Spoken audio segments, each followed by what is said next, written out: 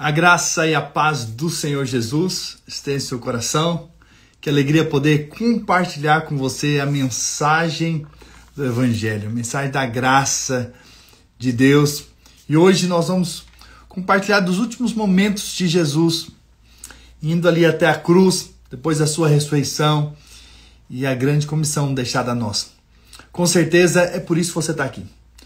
O fato de você estar aqui hoje ouvindo a mensagem do Evangelho é porque um dia Jesus veio, morreu numa cruz, ao terceiro dia ressuscitou, para que a gente pudesse ter vida, uma vida eterna com Ele.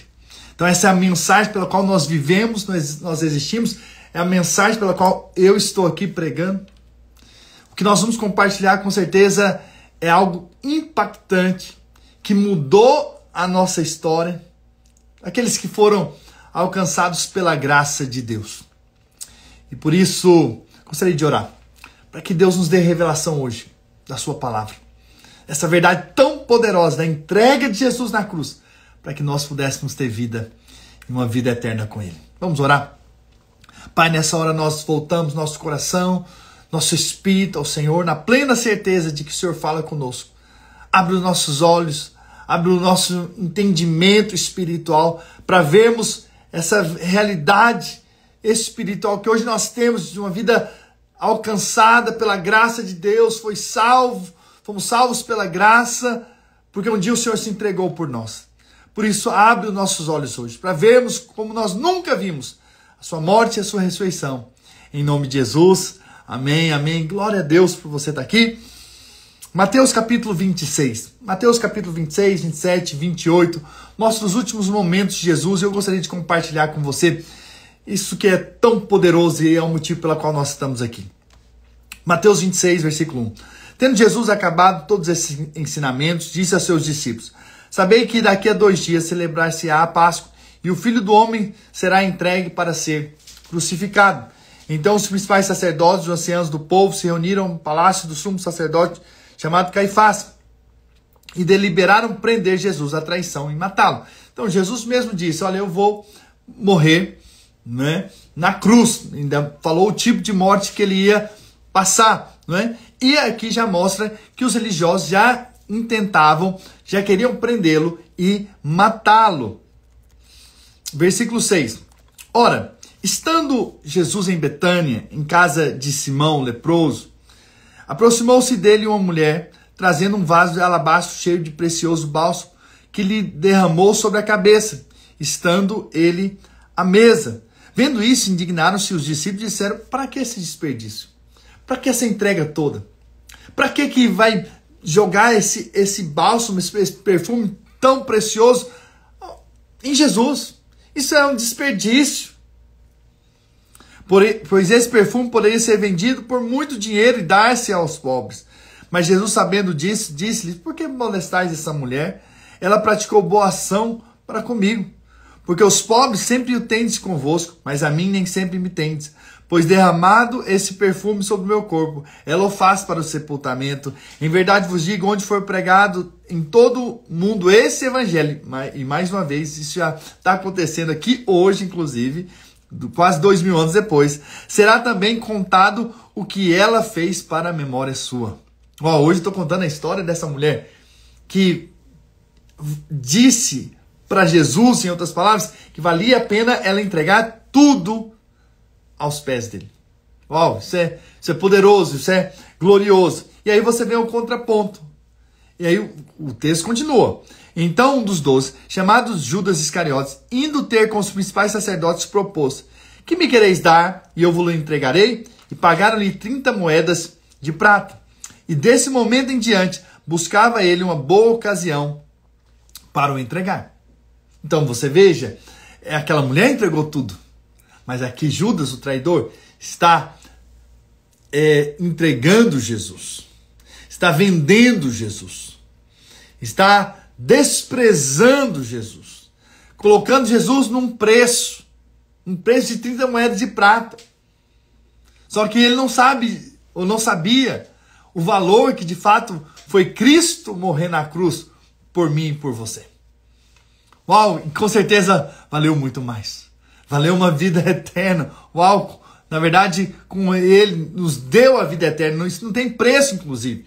O próprio Criador, o autor da vida, se entregando para morrer numa cruz por nós. Isso não cabe na nossa cabeça, não dá para entendermos tamanha graça de Deus, tamanho favor de Deus, o preço que de fato Jesus pagou para que nós pudéssemos ter a vida eterna. E então, nós vemos os discípulos preparando a última ceia com o Senhor, né? E ali mesmo ele disse, Judas seria o traidor, né? Lá em Mateus 26, versículo 25. Então Judas, o que traía, perguntou, acaso sou eu, mestre? Respondeu-lhe, tu disseste. Quando Jesus diz tu disseste, em outras palavras, ele está dizendo sim. Você mesmo já disse que é você. Mas os discípulos não entenderam, né? Mas ele sabia o que já tinha, inclusive, feito, né? E aí, então Jesus celebra a última ceia, no versículo 26. Enquanto comiam, tomou Jesus um pão e abençoou, o partiu e deu aos seus discípulos, dizendo, tomai, comei, isso é o meu corpo. A seguir tomou o cálice e, tendo dado graça, deu aos seus discípulos, dizendo, bebei dele todos. Porque isso é o meu sangue, o sangue da nova aliança, derramado em favor de muitos para a remissão do vosso pecado. Jesus estabelece, então, aqui a ceia. A ceia é a entrega de Jesus ali por nós, para a remissão dos nossos pecados. Você precisa entender que você já foi plenamente perdoado.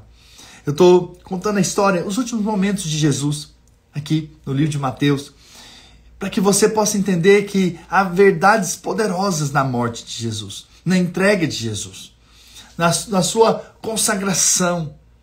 Então Jesus está estabelecendo a nova aliança, a nova e eterna aliança. Não estamos mais debaixo da velha aliança, na aliança da condenação, não é? Mas agora nós estamos na nova aliança, que é a aliança do perdão dos nossos pecados, da remissão dos nossos pecados, do que os nossos pecados foram levados naquela cruz, foram cravados naquela cruz, e agora nós já fomos perdoados. E então, Pedro é avisado que vai negar Jesus. Lá, versículo 31 de Mateus 26 diz, então Jesus lhe disse, essa noite todos vós vos escandalizareis comigo, porque está escrito, ferirei o pastor, e as ovelhas do rebanho ficarão dispersas.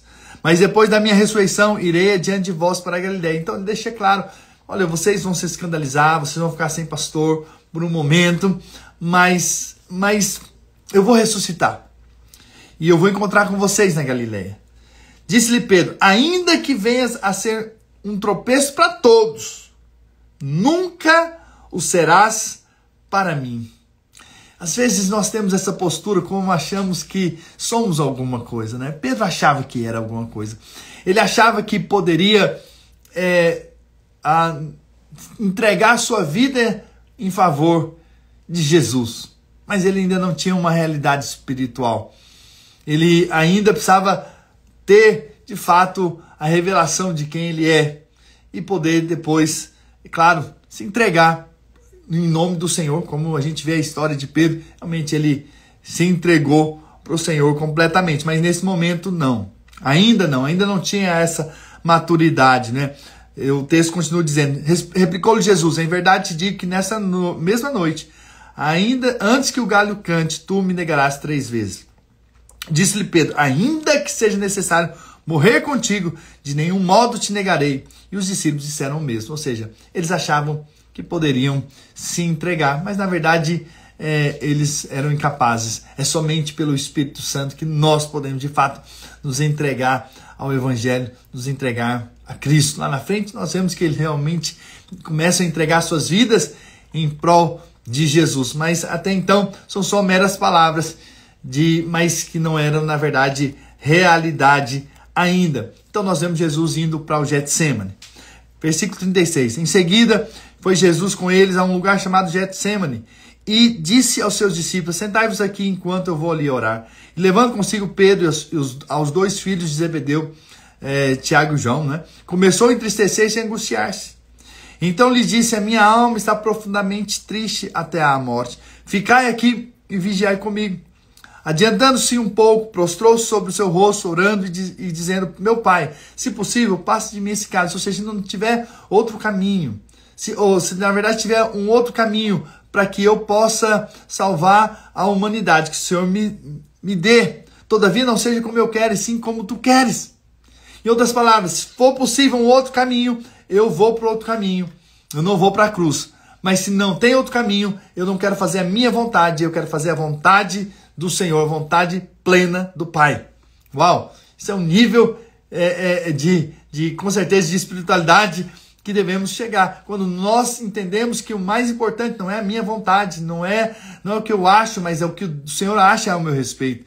Entende? É quando eu decido orar para saber qual é a vontade do Senhor. Às vezes nós estamos com vontade de fazer algumas coisas, mas qual é a vontade de Deus para isso? Quais as decisões que nós vamos tomar nessa terra? Seguir nossas próprias vontades ou a vontade do Senhor, não é?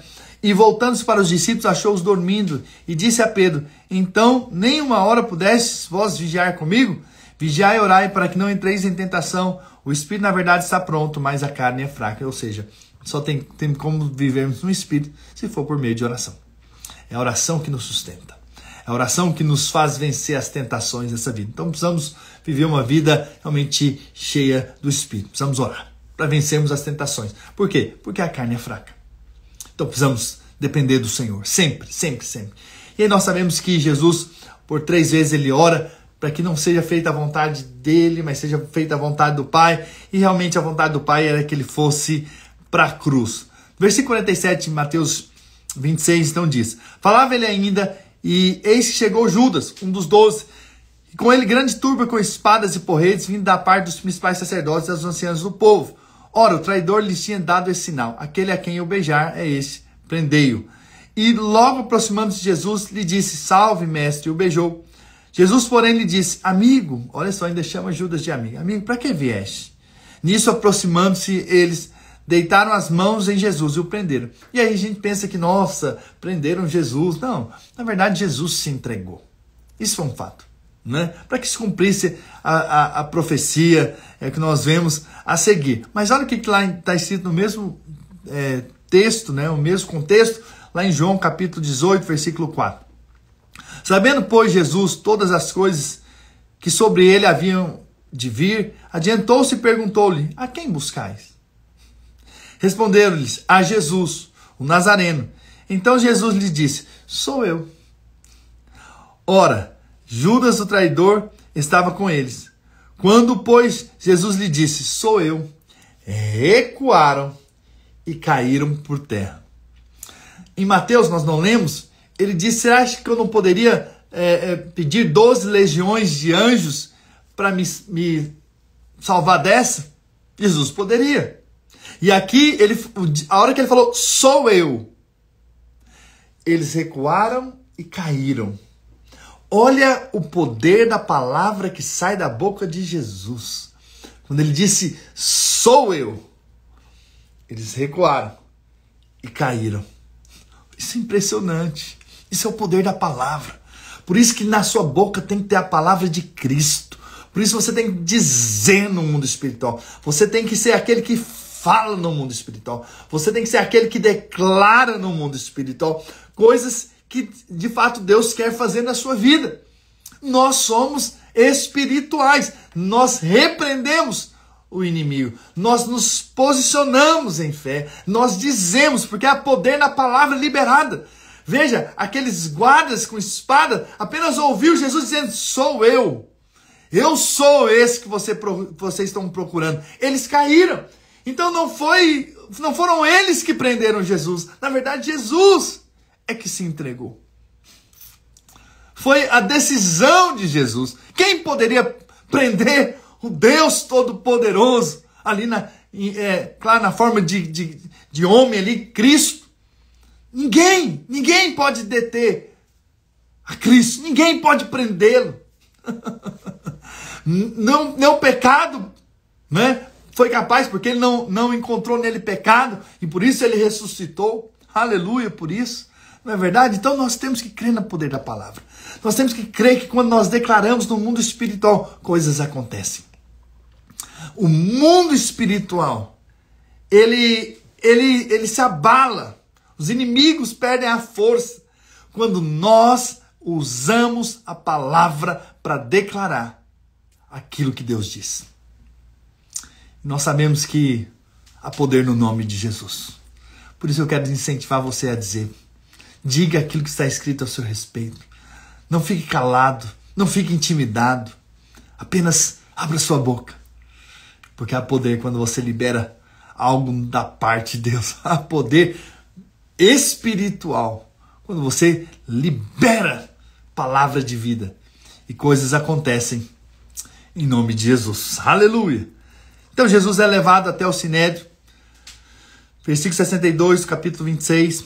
E levantando-se o sumo sacerdote, perguntou a Jesus: nada respondes ao que depõe contra ti? Jesus, porém, guardou silêncio.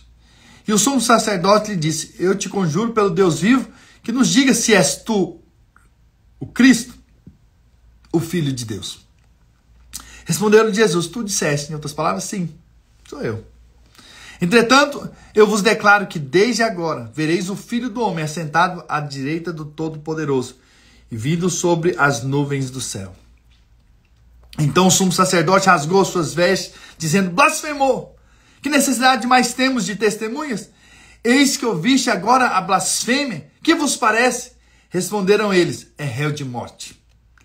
Então os cuspiram no rosto e davam murros, e outros o esbofeteavam, dizendo: profetiza-nos, ó Cristo, quem é que te bateu? Uau!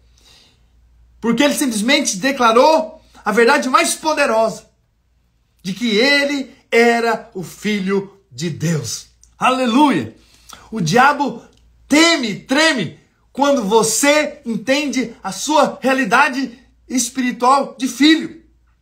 O diabo quer te impedir que você declare essa verdade. Foi porque Jesus disse que ele era filho, foi que eles o crucificaram. Mas Jesus veio para ser o primogênito de muitos irmãos, de muitos filhos de Deus. Então, por isso que o diabo, ele ataca a sua vida. Por isso que o diabo quer trazer problemas na sua vida. Por isso que o diabo quer destruir a sua vida. Sabe por quê? Porque você é filho. Aleluia! Mas você tem um pai que cuida de você. Aleluia! O pai é por você. Então você precisa apenas ter essa revelação de quem você é, de que você é um filho. E não apenas um filho, você é um filho muito amado. Aleluia! Por isso. Então, nós vemos aqui, continuando a história, Pedro então nega conhecer Jesus. Versículo 69, capítulo 26. Ora, estava Pedro assentado fora do palácio, aproximando-se uma criada, lhe disse: também tu estavas com Jesus, o Galileu. Ele, porém, o negou diante de todos, dizendo: não sei o que dizes. E saindo para o alpendre, foi ele visto por outra criada, a qual disse aos que ali estavam: esse também estava com Jesus, o Nazareno. Ele negou outra vez, com juramento: não conheço tal homem. Logo depois, aproximando-se os que ali estavam, disseram a Pedro: verdadeiramente és também um deles, porque o seu modo de falar o denuncia. Então começou ele a praguejar e a jurar: não conheço esse homem. E imediatamente cantou o galo. Então Pedro se lembrou da palavra que Jesus lhe dissera: antes que o galo cante, tu me negarás 3 vezes. E saindo dali chorou amargamente. Ou seja, ele caiu em si. Ele percebeu que realmente ele não era tudo isso que ele achava ser. Então ele falhou. Ele errou, mesmo andando com Jesus. Então Jesus é entregue a Pilatos, o governador romano, capítulo 27, versículo 1. Ao romper do dia, todos os principais sacerdotes, os anciãos do povo, entraram em conselho contra Jesus para o matarem. E amarrando-o, levaram-no e o entregaram ao governador Pilatos. E aí, Judas, ao saber que ele tinha sido preso e condenado, então ele devolve as 30 moedas de prata e vai se enforcar. Mateus 27, versículo 5. Então Judas, atirando-se para o santuário as moedas de prata, retirou-se e foi enforcar-se. Um peso na consciência. Não, com certeza não por causa de um arrependimento. Jesus, então, é condenado à cruz, né? Versículo 11. Jesus estava em pé entre o governador e esse o interrogou, dizendo: és tu o rei dos judeus? Respondeu-lhe Jesus: tu dizes. E, sendo acusado pelos principais sacerdotes, pelos anciãos, nada respondeu. Então lhe perguntou Pilatos: não ouve quantas acusações te fazem? Jesus não respondeu nenhuma palavra. vindo com isso admirar-se grandemente o governador. Ora, por ocasião da festa, costumava o governador soltar ao povo um dos presos, conforme eles quisessem. Presta atenção no que eu vou te dizer. Essa história é muito importante. Naquela ocasião, tinham eles um preso muito conhecido chamado Barrabás. Estando, pois, o povo reunido, perguntou-lhes Pilatos: a quem quereis que eu vos solte? A Barrabás ou a Jesus chamado Cristo? Porque sabia que, por inveja, o tinham entregado. E, estando ele no tribunal, sua mulher mandou-lhe dizer-lhe: não te envolvas com esse justo, porque hoje um sonho muito sofri a seu respeito. Mas os principais sacerdotes e os anciãos persuadiram o povo para que pedisse Barrabás e fizesse morrer Jesus. De novo perguntou-lhe o governador: qual dos dois quereis que eu vos solte? Responderam eles: Barrabás.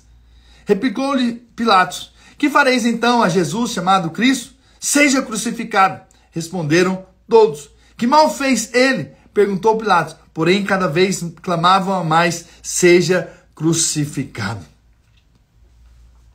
Antes de eu continuar a leitura, deixa eu te falar algo. Eu sei que eles chegaram aqui no momento que eles escolheram e eles estavam persuadidos e eles gritavam para que Jesus fosse crucificado. Mas, na verdade, Barrabás é que deveria ser morto, porque ele é que falhou, ele que errou. E eu quero dizer algo para você a respeito de Barrabás. Barrabás, de fato, não poderia ser escolhido, porque se Barrabás fosse escolhido, Barrabás não teria a oportunidade, depois de conhecer o poder da cruz, por meio de Jesus. Barrabás sou eu e você. Graças a Deus, porque Jesus veio antes e morreu na cruz em nosso lugar. Então nós merecemos a cruz. Nós somos esses Barrabás. E eu acredito, a Bíblia não diz, mas eu acredito que Barrabás foi salvo. Sabe por quê? Porque quando ele viu Jesus crucificado, ele certamente sabia: eu deveria estar ali. Mas aquele homem justo morreu em meu lugar. Deixa eu dizer algo para você. Graças a Deus porque Cristo morreu. Para que nós não morrêssemos sem conhecê-lo. Sem conhecer a realidade espiritual de ter a salvação. De ser alcançado pela graça de Deus. Isso é algo poderoso. Então a cruz de Jesus reflete, na verdade, a nossa cruz. Nós deveríamos morrer. Nós deveríamos padecer. Nós deveríamos sofrer. Mas Jesus resolveu antes morrer em nosso lugar. Ele decidiu se entregar em nosso lugar. Ele decidiu dar a sua vida para que nós pudéssemos hoje conhecê-lo. Então, assim como Barrabás certamente teve uma experiência com Deus, a ver Jesus ali tomando o seu lugar, ele também tomou o nosso lugar. Jesus morreu por mim e por você. Ele veio antes, ele se entregou antes, para que nós apenas pudéssemos crer que ele foi aquele que pagou a nossa dívida e que agora nós podemos ter comunhão com Deus e viver com Deus eternamente. Não há graça maior do que essa, de poder ver Jesus se entregando em nosso favor. Isso é poderoso. Nós só podemos agradecer, não é, Fernanda? Agradecer a Deus e dizer: obrigado, Jesus, porque o Senhor tomou o meu lugar, porque o Senhor morreu a minha morte para que eu pudesse receber a sua vida, uma vida eterna, uma vida com Deus, uma vida sem pecado, eternamente, uma vida com Deus. Eu sei que ainda sofremos nessa terra, estamos de passagem, mas sabe de uma coisa? A graça nos alcançou. Jesus morreu antes.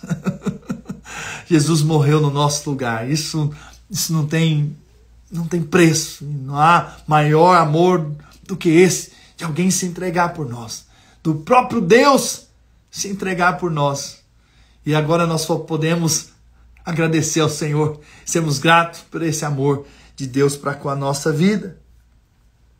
Versículo 24. Vendo Pilatos que nada conseguia antes, pelo contrário, aumentava o tumulto, mandando vir água, lavou as mãos perante o povo, dizendo: eu estou inocente do sangue desse justo, fique o caso convosco. E o povo todo respondeu: caia sobre nós o seu sangue, sobre nossos filhos. Olha só. Então Pilatos lhe soltou Barrabás e após haver açoitado Jesus, entregou para ser crucificado. E então Jesus é humilhado. Versículo 28, despojando-se das vestes, cobrindo-se com manto escarlate, descendo a coroa de espinhos, puseram na cabeça, e na sua mão direita um caniço, e ajoelhando-se diante dele, o escarneciam, dizendo, salve, rei dos judeus, e cuspindo nele, olha que afronta, tomaram o caniço e davam-lhe com ele na cabeça. Depois de o terem escarnecido, despiram-lhe o manto e vestiram com suas próprias vestes, em seguida o levaram para ser crucificado. No meio do caminho, chamam então Simão para ajudar a carregar a cruz. Versículo 32, ao saírem encontraram um sirineu chamado Simão, a quem obrigaram a carregar-lhe a cruz, certamente para que Simão fosse testemunho do peso que Jesus estava carregando em nosso lugar. Você sabe, sirineu, com certeza, ali esse sirineu, Simão, ele carregou ali a cruz, literalmente, e viu o peso da cruz, o que Jesus estava carregando. Mas hoje nós também carregamos a nossa cruz. Se nós queremos ser discípulos de Jesus, nós devemos negar a si mesmo e tomar a nossa cruz. E o que é tomar a cruz? Tomar a cruz é tomar a vontade de Deus. E eu sei que ainda nessa terra, por causa da vontade de Deus, ainda sofremos humilhações, sofremos afrontas, sofremos rejeições, sofremos desprezo de outras pessoas, porque nós queremos honrar o Senhor, queremos fazer a vontade de Deus. Mas você sabe de uma coisa? Jesus tomou, de fato, o nosso lugar. E o que nós passamos não é nada, comparado ao que Cristo fez na cruz. Não é nada. Essa dor que sentimos, não é nada, comparado ao que Jesus fez por nós e ao que Ele nos deu em troca. Uma vida para sempre com Ele. Uma vida eterna com o nosso Deus. Isso é muita graça. Isso é muito favor de Deus. Isso é muito amor. Então o que nós passamos não é nada comparado ao que Cristo fez por mim e por você naquela cruz. E então Jesus chega ali na cruz. E chegando ao lugar chamado Gólgota, que significa lugar de caveira, deram-lhe a beber vinho com fel, mas ele, provando, não quis beber. Depois de o crucificaram, repartiram entre si as suas vestes, tirando a sorte, e assentados ali o guardavam. Por cima da sua cabeça puseram a escrita a sua acusação. Este é Jesus, o rei dos judeus. E foram crucificados com ele 2 ladrões, um à sua direita e outro à sua esquerda. Os que iam passando blasfemavam dele, meneando a cabeça e dizendo, ó tu que destrói o santuário e em 3 dias o reedificas, salva-te a ti mesmo se és filho de Deus e desce da cruz. De igual modo, os principais sacerdotes com os escribas e anciãos, escarnecendo, diziam, salvou os outros, a si mesmo não pode salvar-se. É rei de Israel, desça da cruz e creremos nele. Confiou em Deus, pois venha livrá-lo agora. Se de fato lhe quer bem, porque disse, sou filho de Deus. Veja, a questão toda dos religiosos é porque eles não admitiam que Jesus era um filho de Deus, mas na verdade ele veio para ser apenas o primogênito de muitos filhos, aleluia, e agora nós somos filhos do Senhor. E os mesmos impropérios lhe diziam também os ladrões que haviam sido crucificados com ele. Uau! Versículo 43, desde a hora sexta, 45, até a hora nona, houve trevas sobre toda a terra. Por volta da hora nona, clamou Jesus em voz alta, dizendo, Eli, Eli, lama sabachthani.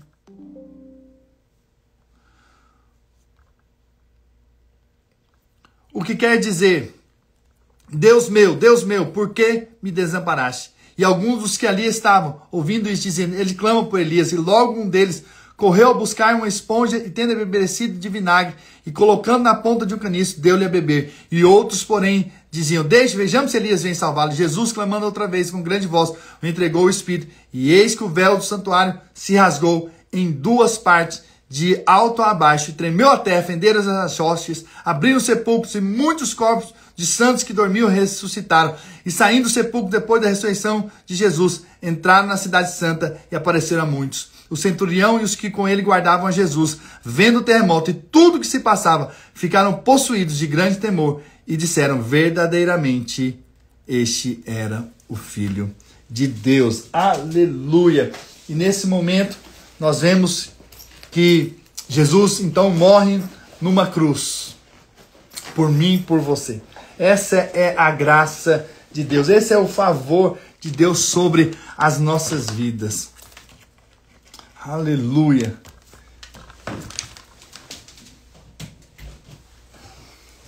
Antes que a energia acabe aqui do computador. E aí o versículo 20, e o capítulo então 28 diz assim, que esse é um ponto glorioso e poderoso dessa mensagem de hoje. Porque a questão não é simplesmente a morte de Jesus. A morte de Jesus foi um primeiro passo, mas a ressurreição é a prova maior de que ele venceu a morte, e nós podemos vencer também. No findar do sábado, ao entrar o primeiro dia da semana, Maria Madalena e a outra Maria foram ver o sepulcro. E eis que houve um grande terremoto, porque um anjo do Senhor desceu do céu, chegou, removeu a pedra e assentou-se sobre ela. Seu aspecto era como um relâmpago, a sua veste alva como a neve. E os guardas temeram, espavoridos, e ficaram como se estivessem mortos. Mas o anjo, dirigindo às mulheres, disse: não temais, porque sei que buscais Jesus que foi crucificado. Ele não está aqui, ressuscitou, como tinha dito. Vinde ver onde ele jazia. E depois depressa dizer aos seus discípulos que ele ressuscitou dos mortos e vai adiante de vós para a Galiléia. Ali o vereis, e vós, e como vos digo. E retirando-se elas apressadamente do sepulcro, tomadas de medo e grande alegria, correram anunciá-lo aos seus discípulos. E eis Jesus veio ao encontro delas e disse: salve. E elas, aproximando-se, abraçaram os pés e o adoraram. Então Jesus lhes disse: não temais, ide avisar aos meus irmãos que se dirijam a Galiléia e lá me verão, como ele mesmo tinha dito. Aleluia. Jesus, ele ressuscitou. Aleluia. E porque ele ressuscitou, nós também ressuscitaremos e teremos um corpo glorificado e teremos uma nova história com Cristo. Aleluia. Essa é a mensagem do Evangelho. E por isso que logo à frente Jesus nos deixa essa grande comissão. Ele disse lá no versículo 19: ide, portanto, fazei discípulos de todas as nações, batizando-os em nome do Pai, do Filho e do Espírito Santo, e ensinando-os a guardar todas as coisas que vos tenho ordenado, e eis que estou convosco todos os dias até a consumação do século. Uau! Por isso que nós vivemos para hoje pregar esse Evangelho. Nós levamos essa mensagem para outros. Eu e você fomos chamados para levar a mensagem do Deus que se fez gente, morreu numa cruz, ao terceiro dia ressuscitou, para que todo que nele crê não pereça, mas tenha vida eterna. Essa é a mensagem do Evangelho. Essa é a sua mensagem nessa terra. Enquanto você tem vida, essa é a sua mensagem. Um Deus que se fez gente, morreu numa cruz, ao terceiro dia ressuscitou, porque o pecado não pôde prendê-lo, nem detê-lo, para que hoje aqueles que creem possam ser também filhos de Deus. Aleluia! E viver eternamente com o Senhor. Lá em Lucas, ou lá em Marcos, mesmo texto, quando Jesus estava indo aos céus, ele diz isso. Marcos 16:15, disse-lhe: ide por todo mundo, pregar o evangelho a toda criatura. Quem crê e for batizado será salvo, quem porém não crê será condenado. Esses sinais hão de acompanhar aqueles que creem. Em meu nome explodirão demônios, falarão em novas línguas, pegarão em serpentes, e se alguma coisa mortífera beberem, não lhes fará mal. Se impuserem as mãos sobre os enfermos, eles serão curados. De fato, o Senhor Jesus, depois de ter lhe falado, foi recebido no céu e assentou-se à destra de Deus.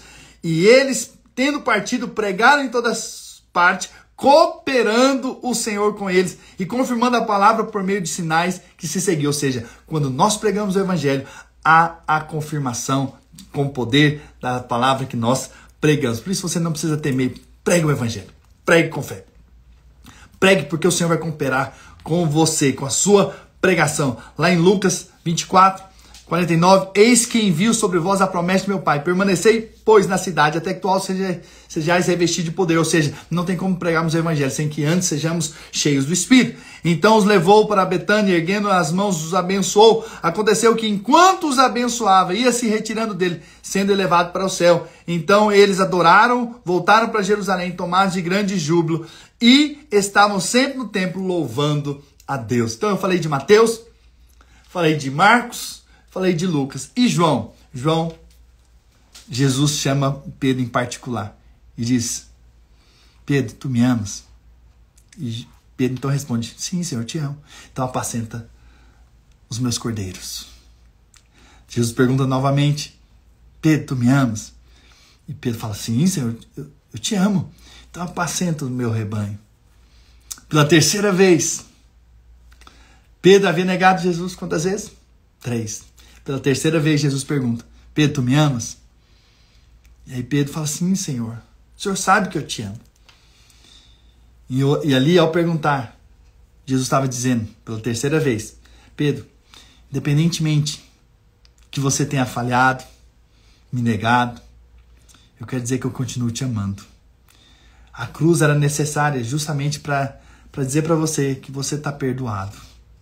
Você pode agora ir lá e apacentar os rebanhos que eu tenho para que você cuide. Esse é o amor de Deus. Esse é o perdão de Deus. Eu quero dizer para você hoje que talvez você falhou muito.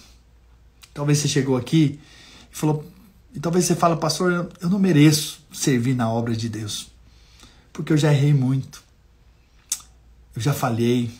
Eu desprezei o nome de Jesus. Eu fui mau testemunha. Mas eu quero dizer que Jesus está aqui para dizer para você hoje: foi por causa disso, sabendo das suas falhas, suas limitações, que eu morri na cruz para te perdoar e dizer: filho, continua, não pare, eu tenho uma obra a ser feita através da sua vida. E é isso que eu quero deixar para você aqui hoje. Independentemente das suas falhas, independente das suas fraquezas, independentemente daquilo que você errou nessa vida, eu quero dizer que ainda há uma oportunidade de vida. Enquanto há ar para respirar, há um Deus que te ama e que diz: continue. Não deixe que o pecado te paralise, porque foi por causa do pecado é que eu morri na cruz, para que você seja livre do pecado, da culpa e da condenação, e possa me servir, e possa viver uma vida abundante, e possa ser um canal de vida para outras pessoas.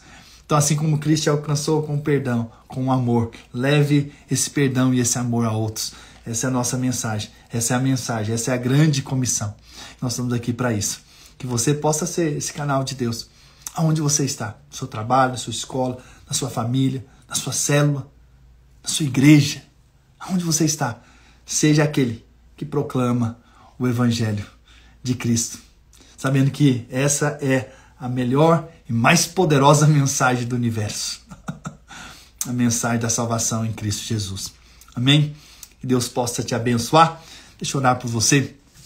Pai, eu oro para que essa mensagem possa cair como revelação no coração dos meus irmãos. Essa verdade do que Cristo fez na cruz. E essa verdade que nós devemos carregá-la para sempre. E levar a toda criatura essa mensagem das boas novas, que é o Evangelho.